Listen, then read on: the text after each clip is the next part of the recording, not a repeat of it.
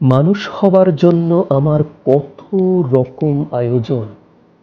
ঠিকঠাক হাঁটতে শিখিনি তখনো। পিঠে স্কুল ব্যাগ চাপিয়ে মা পাঠিয়ে দিলেন বিদ্যালয়ে মানুষ হবার জন্য। স্কুলে শিক্ষক শিখালেন সৎ সঙ্গে স্বর্গবাস, অসৎ সঙ্গে সর্বনাশ। তার বছর পাঁচেক পর মাধ্যমিকের প্রথম দিনেই শুনলাম স্যারের কাছে টিউশন না পড়লে ভালো রেজাল্ট করা যায় না। অথচ ব্যাচের প্রথম দিন স্যার বললেন মানুষ হবার জন্য। উচ্চ মাধ্যমিকে ভালো রেজাল্টের জন্য প্রশ্ন বাবদ পরিচিত এক বড় ভাই জনপ্রতি নিলেন 1250 টাকা করে। তার থেকে শুনলাম প্রশ্ন দিচ্ছেন এক বড় কলেজের অধ্যাপক। মনে মনে ভাবলাম তিনিও হয়তো তার ছেলেকে বলেছেন মানুষ হবার জন্য।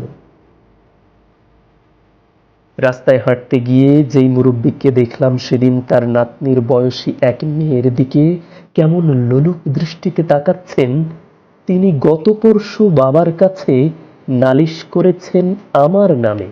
রাস্তায় গুরুজন দেখলে আমি সালাম দেই না। বাবা নাকি আমাকে মানুষ করতে পারেন।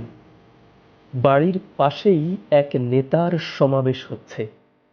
বন্ধু বলল চল ঘুরে আসি, জনপ্রতি 400 করে দিচ্ছে।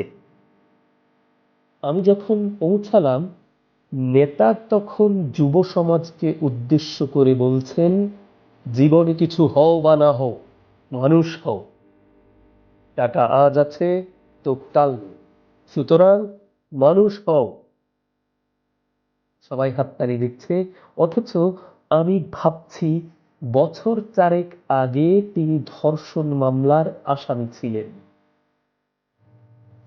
যারা বলেছিলেন আমায় মানুষ হবার জন্য, তাদের কাউকেই আমার মানুষ মনে হয়নি।